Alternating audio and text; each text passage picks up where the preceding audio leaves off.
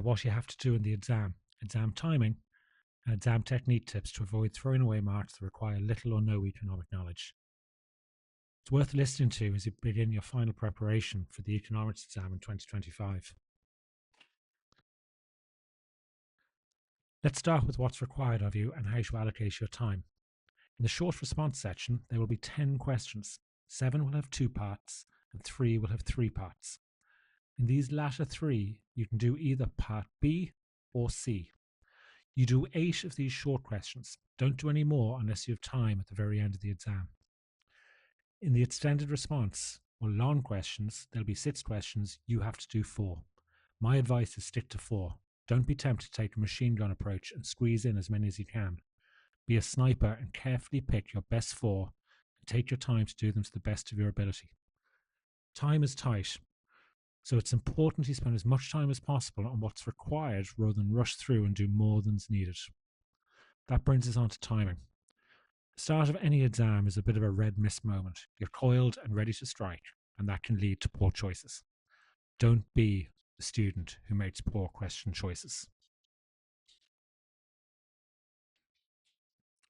Based on the marks available in each question, these are my suggested timings.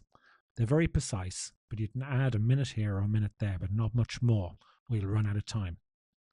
Have a very quick scan of the paper when you first get it, but don't rush into choosing your questions right away.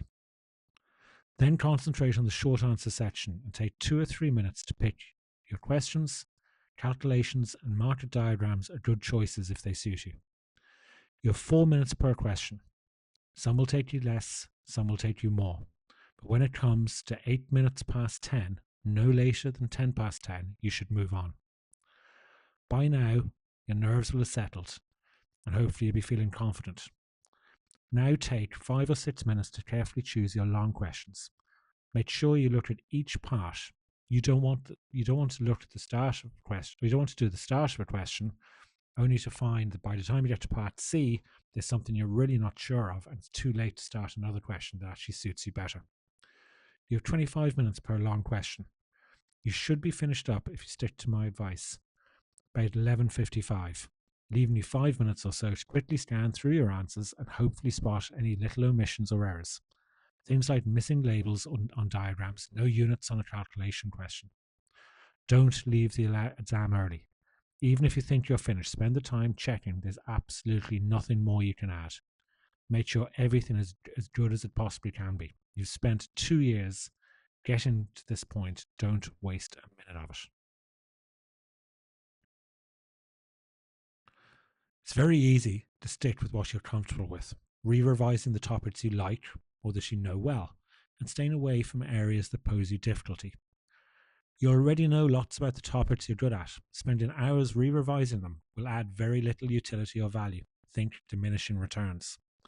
The big payback is likely to come from those topics you don't like or that you find difficult. Remember, there's no single topic long question. You need to be an all-rounder. That's the reality to maximizing your mark. Now, how to do key questions, starting with calculations. Any calculations that give you a workings box, use it. In the workings box, there are 2 things you should have. I use the acronym FFS, and yes, I know that normally means something else, but in my economics class, it means formula, figures, solution. So the 2 things that go into the workings box are the formula, or what you're calculating, and then plug your figures in. Remember to use the correct units, if there are units. So the euro symbol, millions, billions, for example. Some calculations don't have units, things like elasticity, the multiplier, or HHI. If there's no strict formula, then I'd still suggest you write down what you're doing. For example, if asked the meaning of a multiplier you've calculated, you'd write injection multiplied by the multiplier equals increase in national income. Then plug in your figures. The main diagrams you'll be asked to draw can relate to markets or market structures. In market diagrams, think of the movie La La Land. Labels and arrows on lines and axes. The arrows refer to the direction of price, quantity, demand or supply. Always refer to your labels in your explanation. So something like, there's a new equilibrium at E2 where the prices increase from P1 to P2 and quantity demanded has fallen from Q1 to Q2. Always try and comment on what's caused the change in the market as well. Use a ruler to make your diagrams as neat as possible and draw your diagram as big as you can in the space that's provided. There will undoubtedly be a long question and maybe a short question, mostly on one of the market structures. This is about the only topic we think we can really bank on. You need to be able to explain the significance of the assumptions or features of each, be able to draw the equilibrium positions of each in the short and long run. Other diagrams that might be asked are the market diagram that connects the short and long run positions in perfect competition. Compare long run perfect competition in monopoly, the kink demand curve, and the relevance of the discontinuity in oligopoly. You should also know the pros and cons of each market structure from the point of view of consumers and society. And a market concentration ratio like the HHI could feature here as well. Some graphs or infographics might just ask you to work out the percentage of a total or percentage change. In a question that asks you to analyze data in a graph, you should make sure you know what the graph is representing. Employment, unemployment, value of goods exported, total exports, thousands, millions, and billions. Use these in your answer. Next, comment on the trends you see. Then do something with the data. Work out the difference and the percentage change and use those in your explanation. So something like the value of goods exported has increased by 1.2 billion between 2020 and 2024, or an increase of 23%. Try and do this over two significant periods apparent on the graph. If they don't give you specific data points on the graph, estimate what figures might be. So still work out the difference in value and the percentage change, but do it from your best estimate. Always explain how your answer answers the question. So for example, if a question asks you how interest rates can be used to reduce inflation, your answer might be increase interest rates. That will make saving more attractive to consumers, who will then save more and therefore have less disposable income to spend. This will lower aggregate demand and reduce inflation.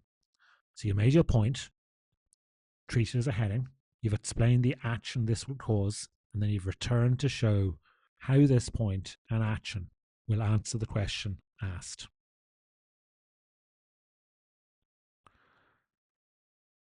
There will be definitions. Know your definitions, and know them well. If a question asks a technical term, define it. If a question asks you to explain a technical term, define it. Use headings where applicable. So assumptions of market structures, type of economy or diseconomy of scale, measures to reduce the shadow economy. So in terms of assumptions of market structures, perfect knowledge in perfect competition. Economies of scale, financial economies of scale.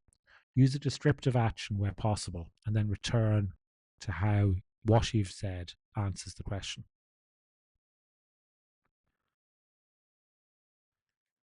Examples. Wherever possible, give a relevant and current example. You should also know the latest CSO figures on inflation, economic growth, unemployment, employment, etc. They're available on the CSO website, and the ones relevant to you, the most recent ones, will be published now.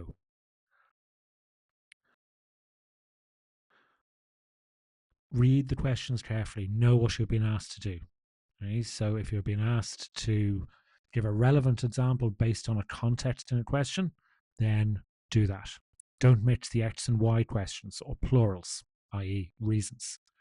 Evaluate. If you're asked to evaluate, give an opinion and look at it from both sides. Look at the pros and cons. So just to recap, scan the whole paper before you start. Don't pick your long questions before your adrenaline levels get back to normal after you're doing your short questions. Read your answers before you leave.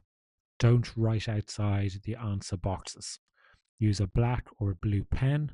Don't use gel pens, highlighters, Tipp-Ex. All of those things can cause your answers not to be legible to your examiner. Last point, no question since 2022 needed more than 3 developed points to score full marks when the number of points wasn't explicitly stated in the question. So be confident you don't have to give all possible answers to score full marks. That can be really difficult to do if it was, say, internal economies of scale, and you know, say, 5 of them.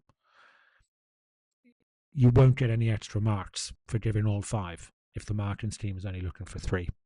And that's what the marking scheme from the last 2 years is telling us, a maximum of 3. Time's tight, so you've got to resist the urge to write everything you know. At this stage, you're tired. You've probably done most of your exams, unless you're an accountant or a chemist.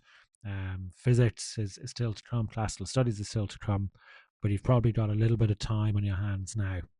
So take a couple of light days, put a really big effort to get over the finish line as strongly as you can. Best of luck to everyone sitting the economics exam. From all of us economics teachers, we wish nothing but the best of you. Good luck.